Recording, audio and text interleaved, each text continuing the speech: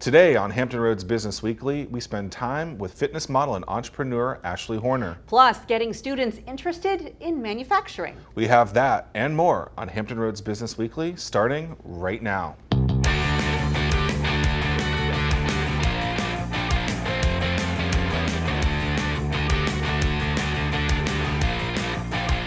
Hello and thank you for joining us. I'm Cheryl Tan. And I'm Zach Miller. Welcome to Hampton Roads Business Weekly, a weekly look at the businesses and entrepreneurs making an impact right here in Hampton Roads. We're starting with an old friend of the show, Melissa Lukeson, owner of Trinity Tattoo in Virginia Beach. Today we talk with Melissa about the importance of mentorship as well as her new escape room business, the Room VB.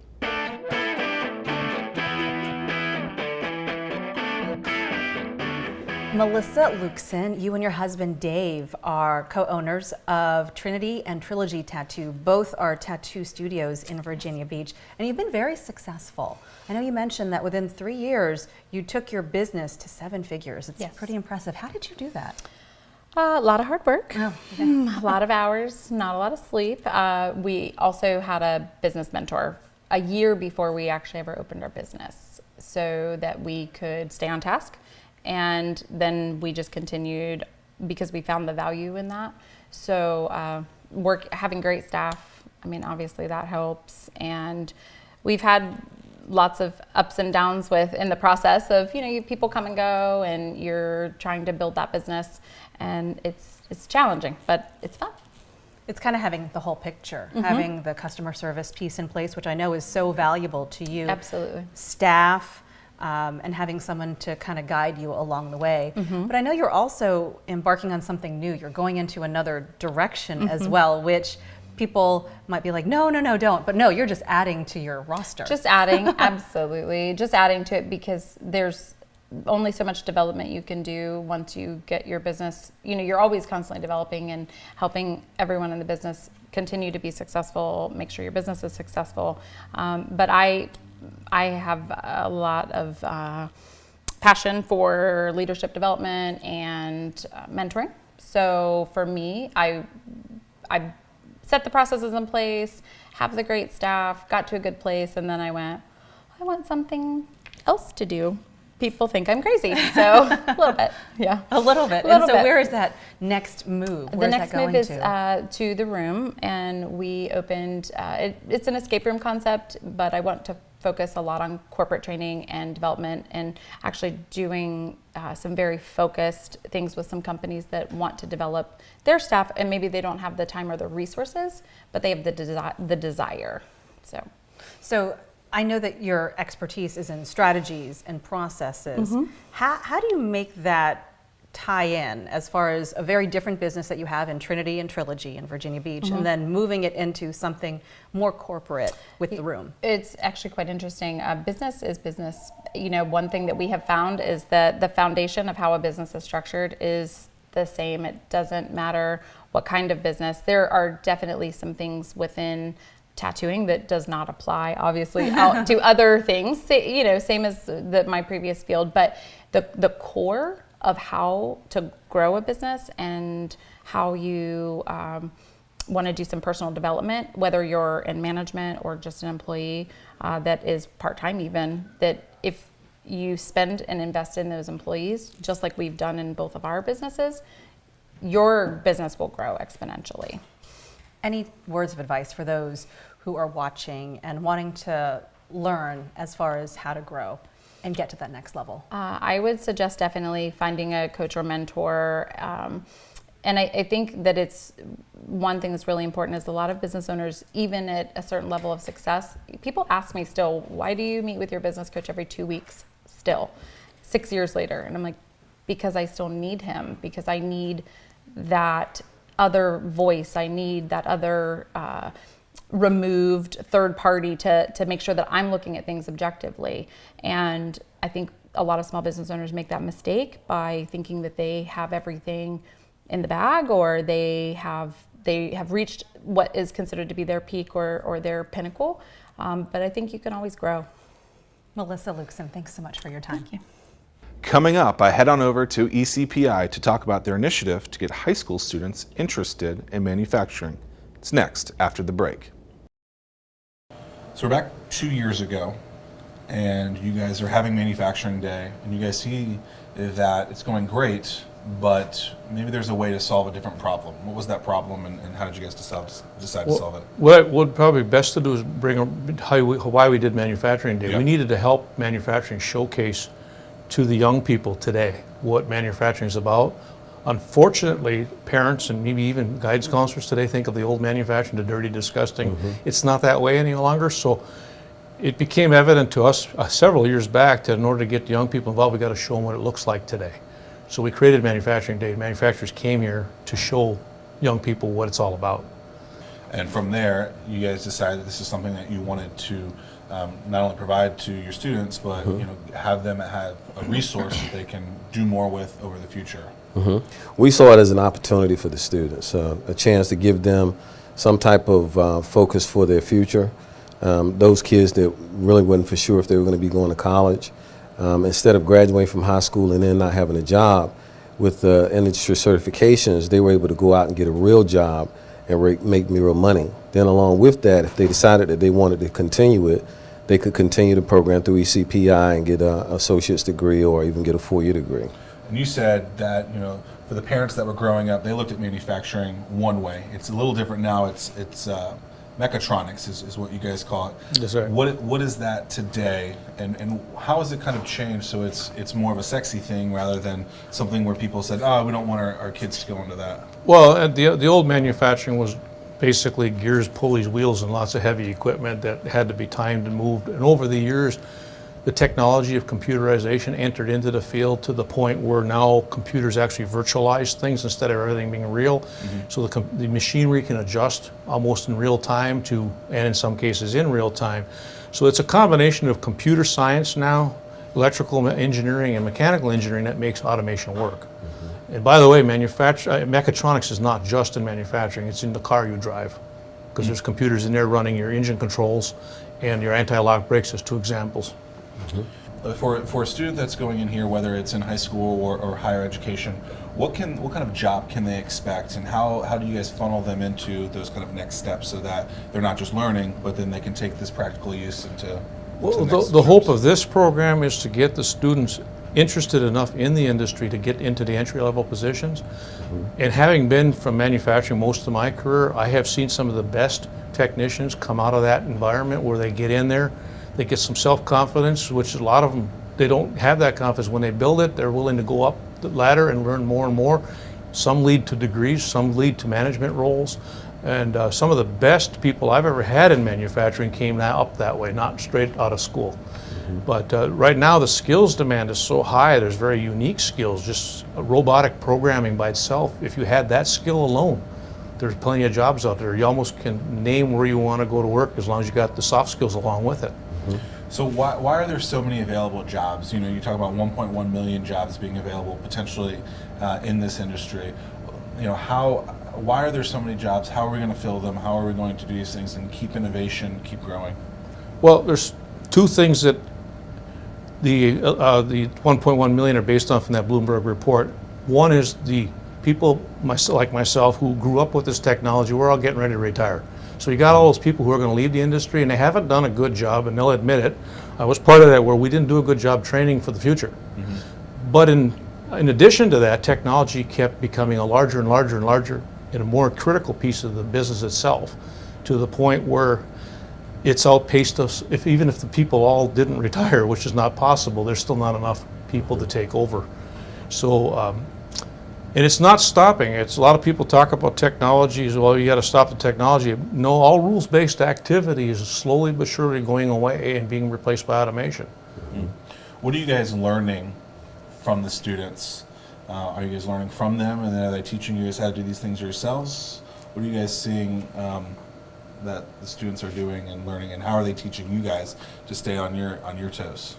It's fun. Everybody likes playing with iPads and iPhones and things like that, but if you can really actually make things happen with a computer or a device, that's actually, to me, more, I guess, if you want to use the word sexy, than it is running just something that talks back to you. That's just user interface. These students are eventually going to be able to make things happen by using a computer, which to me is the most powerful part of a computer. The computer is just an enabler, but what you can do with it, there's no limit. an awesome opportunity for our future, and thank you guys for providing that. Absolutely. You're welcome. She's a fitness model, author, clothing designer, and an entrepreneur. Don't miss my conversation with Ashley Horner next.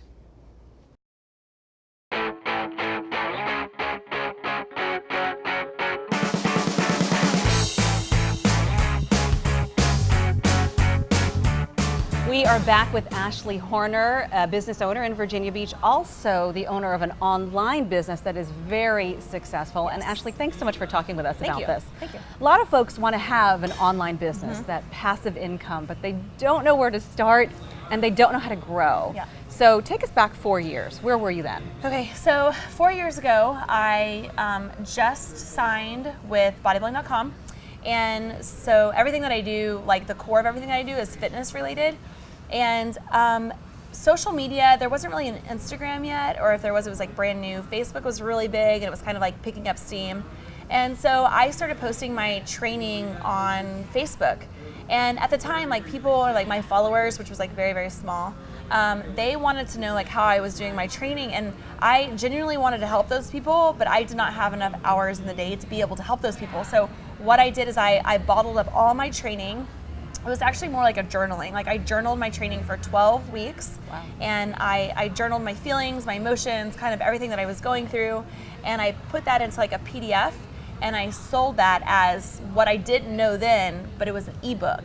And so since then, I took the money that I made from that over the course of like maybe 5 months, which wasn't a whole lot. And I created a website so people could go to the website. So everything lived on a website. Right. Now, like the sky's the limit on the website. So Hang on, there's some steps in between. yes, yeah. So you make this program, Uh-huh. and your journey to fitness is really incredible. It was post-baby. Yep. You decided to be a fitness celebrity, Right. essentially, and that's what you are now.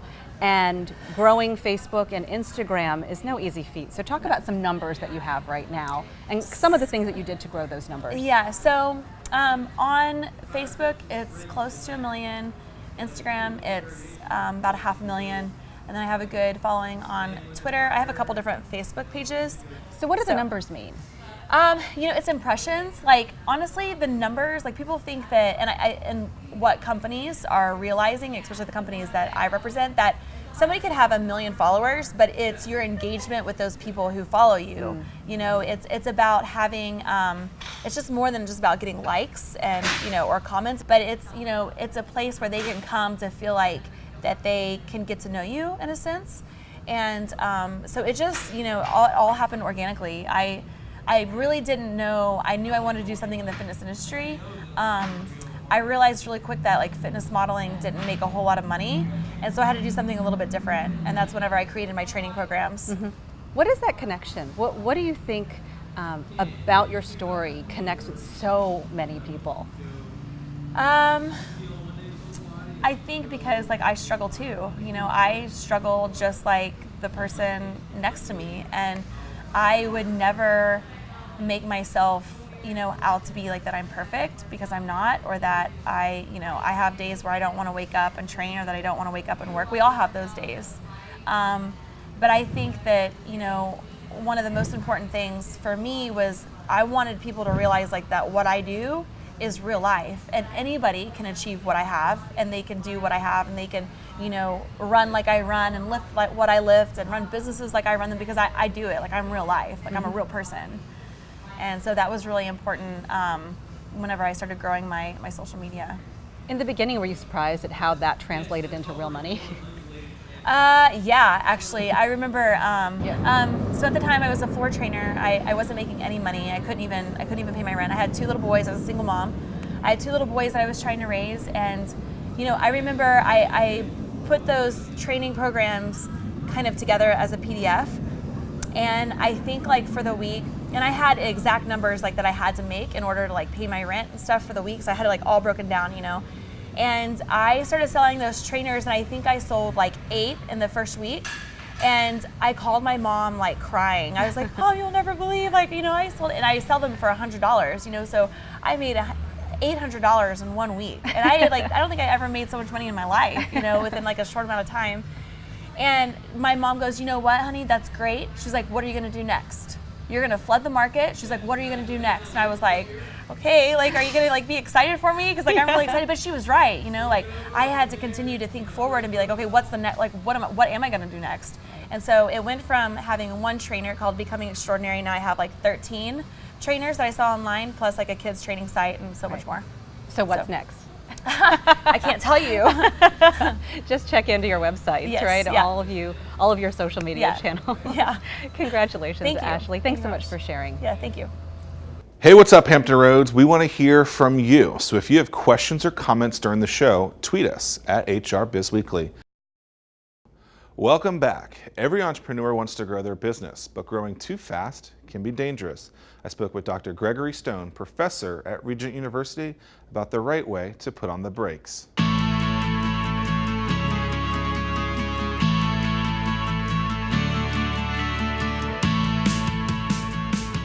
So you're going down the path of growth, and unfortunately, things have gone the wrong way. Is it possible to pull back? Yes, but you got to be careful how you pull back. If you're riding a horse and you stop that horse too quickly, you're going to go flying over the head, you're going to hit the ground, you're going to be hurt. Yeah. So you can stop a business, you can stop growth too quickly and suffer the same kinds of consequences. So remember, we put some planning, we put some managing into it. You have to have, as a part of that, a way to step out of it. Now let's just suppose that everything turns sour. You didn't plan, you didn't manage it, but all of a sudden it's too much. How are you going to handle it?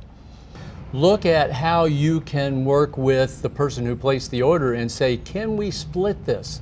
Instead of 10,000 all on one date, can we stretch this out over 4 months and do 2,500 on the first month, and then another on the second and the third and the fourth, and stretch it out over time to take the pressure off of cash flow, pressure off of inventory, pressure off of buying those raw materials if that's what's causing the problem. So there's braking mechanisms that you can put in place. You have to think ahead, you have to think strategically, you have to think not all or nothing. You're not turning the light switch on or off, you're using a dimmer.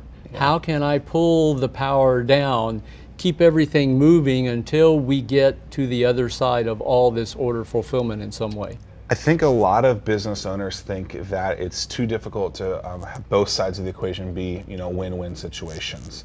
And I also think that a lot of business owners are a little terrified of dictating things too much. But I'm a firm believer that we should try and dictate those terms so that we don't get in trouble at a later time, so that the growth doesn't make us lose and things like that. And so what would a strategy be to try and push back at someone who wants to say no, terms need to be heavier than not, than being more likely towards a small business, which might need to be net 7, 15, or even 30 days? Well, first of all, you're right. It's what I call EIN. Everything is negotiable. Sure. You just have to be willing to go in and bring it up, communicate, and say, here's what I need to negotiate with you. Bottom line too, many small businesses are so excited to get an order that they're scared to death they're going to lose the order. And so they will do anything, bend over backwards, agree to unrealistic terms to get the contract. Sometimes maybe it's better to walk away from that order than to get yourself in a position that if anything along the way, any one domino falls out and goes wrong, that you're going to jeopardize your finances, your business, your employees, and everybody. Easier to walk away and find another customer than to get yourself in over your head. So let's call those red flags. And if you were to see a red flag as something's going through, is that something that you communicate quickly with them? So another over-communicating feel? Or do you just kind of say, okay, pick the battles that, you've heard the scenario where, you got to pick the battles with your spouse, that you should challenge. The same thing in a potential prospect. Do you say, this one isn't that big, it is a red flag, but we're not going to bring it to their attention? What are kind of your thoughts on that? Ultimately, it's about forming the relationship with that customer. To form the relationship, you have to have communication. Your customer is not there for a one-time order. You want to think in terms of how can I communicate, build the relationship for long term. You get past the first order, you may end up having that customer come back not for 10,000 the next time, but maybe in a year 50,000 or maybe 100,000. At the time your growth has reached the point that you can manage that as well, or you've come up with a negotiated strategy with them that allows you to grow as they grow and you grow together, and nobody gets the strain, nobody gets dumped on, nobody gets the downside of everything all at the same time. So yes, over communicate, negotiate, ask for something, ask for them to work with you. Think in terms of the long term, not 30 days when I get my pay, because then you get the payment and you put it in, you go, now what? Yeah. Think in terms of if I'm successful and I work with this customer in a way that's beneficial to both of us, they're going to want to come back because of that relationship and do business again and again and again. And that's how you develop those long-term customers. That wraps up another edition of Hampton Roads Business Weekly. Like us on Facebook and Instagram at HR Business Weekly. There, you will find segments from previous shows, plus some great behind-the-scenes pictures and videos. For Hampton Roads Business Weekly, I'm Zach Miller. And I'm Cheryl Tan. We'll see you next week. Hampton Roads Business Weekly, sponsored by Regent University and produced by ABC 13.